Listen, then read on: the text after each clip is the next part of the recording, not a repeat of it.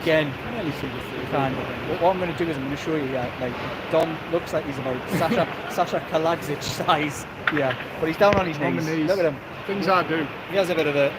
It's very Dortmund-like, but at least we're covered in today, and I'm not going to be wiping the camera every 2 seconds, right, Dom? You'll have to get off to Eddie Howe. So before I do a bit of waffling for everyone who watches out there, give me your thoughts on the game.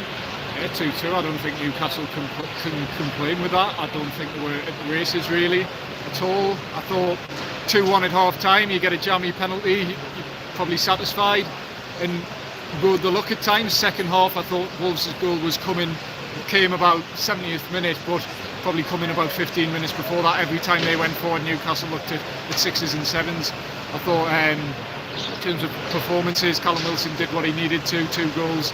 Fabian Schär was probably the only person in the back four, and Nick Pope, who seemed to have any composure today. Although, I think the goal comes from a poor decision by Nick Pope. That's what I said, He came out a punch, and then, you know... And in the first goal as well, he's nowhere near it. Yeah, I think Nick Pope's decision making today was questionable, made a couple of good saves. Kieran Trippier, I think, had his worst performance in a black and white shirt. Not to be too negative, he set the bar so high, but in possession, which he's usually near perfect in, just sloppy today. Yeah. Let his man go for the header. You don't want to pick out too many players because the standards have been set so high, but yeah, it was an off day for Newcastle today, and the fact they're coming away against Wolves, who beat Man City here recently with a point, I think you have to take the positives from it. So what I'm going to do is, when you head off to speak to Eddie, I'm going to delve a little bit deeper into something I'm going to mention to you, and I want your opinion on before I talk about in depth. Did he get it wrong in the second half? Did he not make any changes quick enough? Because I think he let it slide. And look, he doesn't always do that, and he can't be immune from criticism, Eddie Howe. And I think, to be honest, he should have changed things and changed the momentum of the game, or attempted to, quicker, because it was slipping away from Newcastle before that goal. Yeah, it was coming a mile off, I thought. There wasn't the players on the bench, I get that. But at the same time, Liam, you've got £30 million Tino Livramento, 28 million Lewis Hall, 15 million Matt Target, and when your defence, particularly I thought Dan Burn didn't have the best game, when your defenders aren't quite at it, bring those players on, introduce them to the game. I thought he probably did bring on Joe Willock a little bit too late. Miguel Almiron was doing okay, and yeah, just not enough thinking on his feet from Eddie Howe today, I guess. But yeah, I'm going to have to go speak to him and ask him about that now, so I'll see you in a bit. Go on, do that, Dom, and let me know how it goes. Dominic Skir there, one part of the Geordie Journos. Yeah, I'm going to delve a little bit deeper on that one, that subject. Let me know in the comments if you guys think that's a fair assessment of Dominic's there, of the game today. As I did at Dortmund, against Dortmund, I'll probably go through my team first before I talk about a couple of major talking points from the game. So I'll go through my team. I thought Nick Pope's, he made one tremendous save from Cunha in the first half, but his decision making on the whole was very poor, and I actually think he just comes out and catches that normally. I don't understand why he was punching it. He kept the pressure on a tired team when he could have just took that, lay down on the floor and bought a few seconds. Didn't do it. I mean, it's maybe a harsh criticism. I do think the goal was coming. I do think actually it was a fair result. Kieran Trippier, I actually concur what Dom says. I do think he had a poor game. More so the first half, his distribution in the first half, which is normally absolutely on point, doesn't really get much better with full-backs in the Premier League. Probably not quite there. And I'm going to caveat that with the idea that himself and Bruno Guimaraes, maybe Miguel Almiron with the travelling as well. These guys have been playing week in, week out for Newcastle United.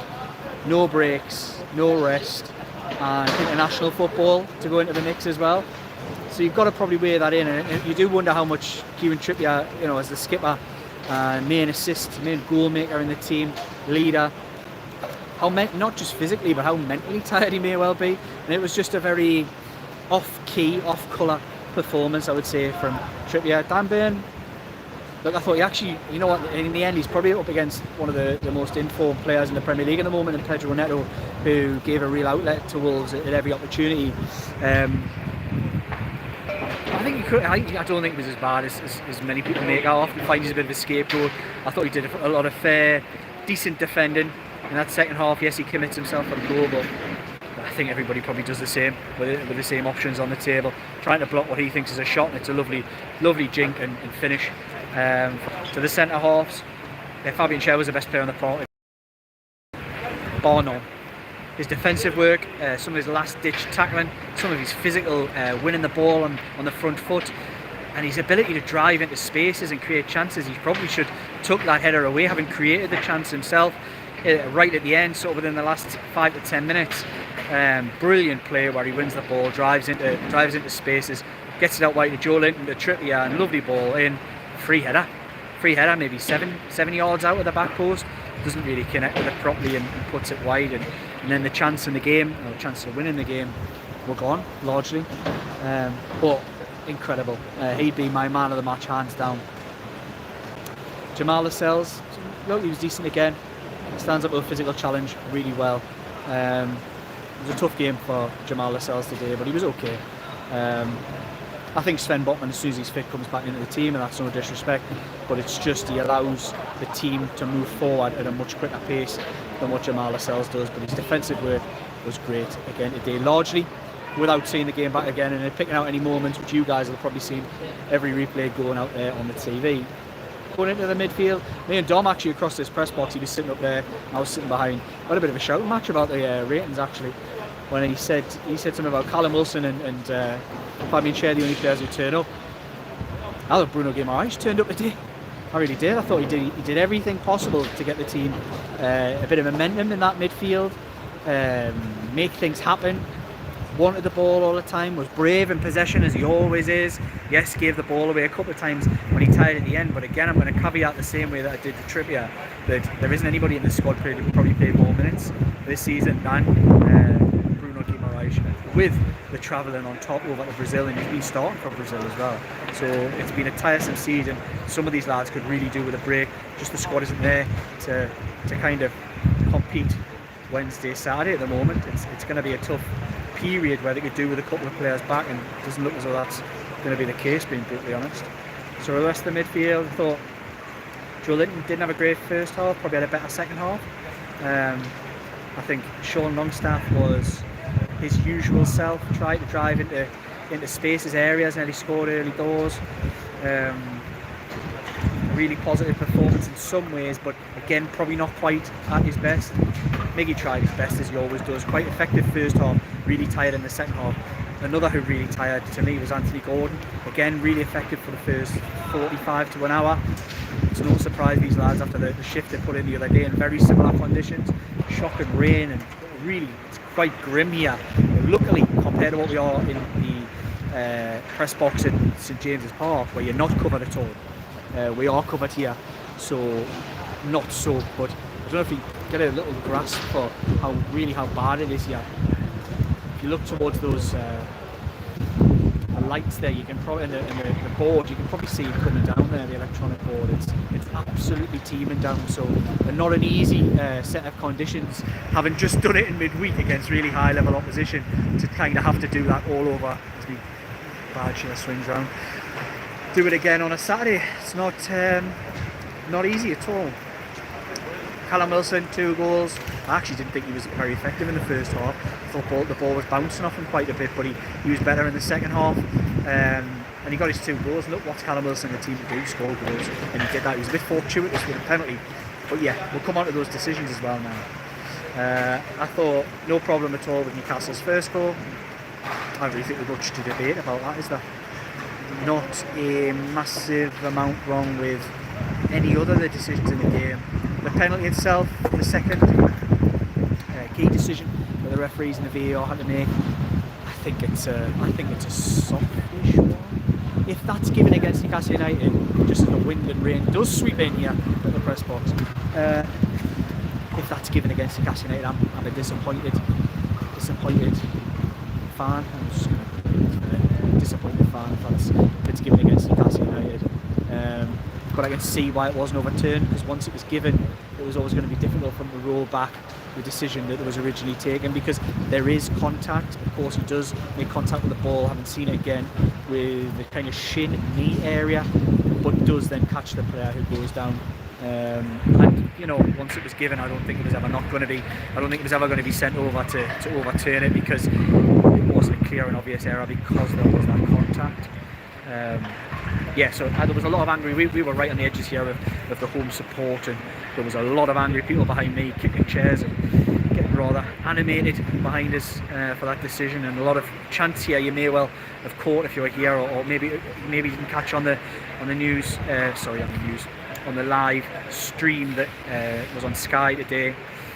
A lot of Premier League corrupt type chants from the crowd here at Molineux, which, you know, I get it. I do get it, but I don't think there was a massive amount of debate about a lot of the decisions that were made today, apart from that penalty, which was a bit soft. The rest of it was all reasonably positive.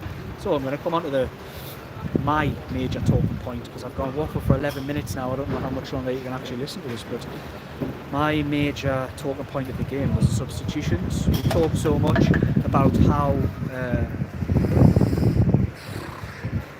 stretched the squad is and how changes need to be made.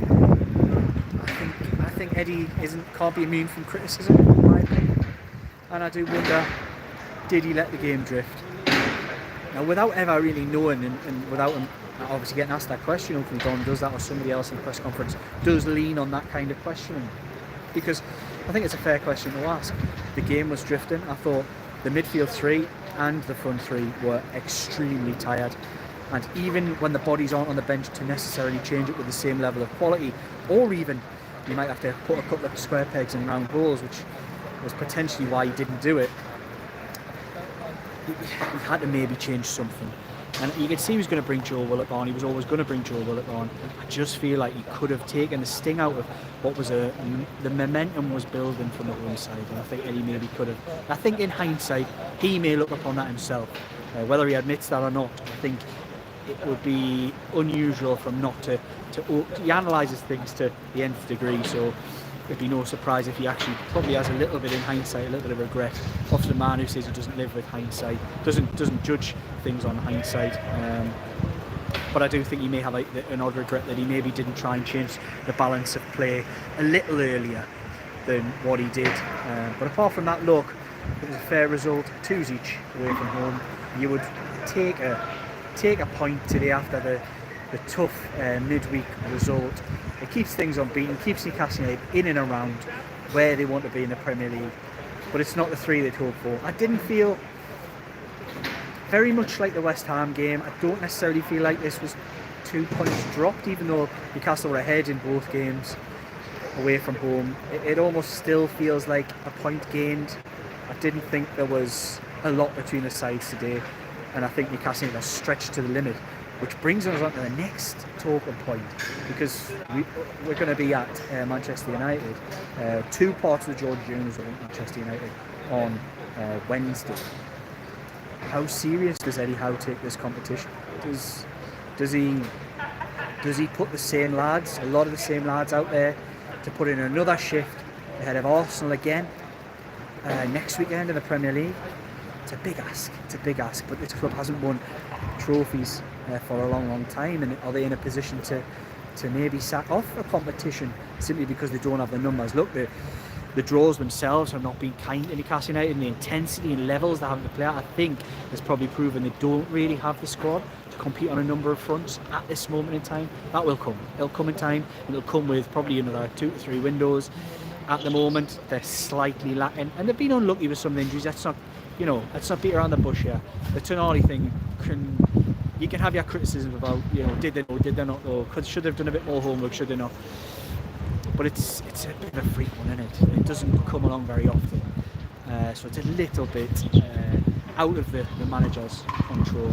Then a couple of freak injuries like Jacob Murphy the other day, another freak injury by the likes of Elliot Anderson, the back one. It's a type of injury that doesn't really happen. So they've been quite unfortunate just when they were getting some bodies back in Joe Willock and Anthony Gordon back for the last couple of games.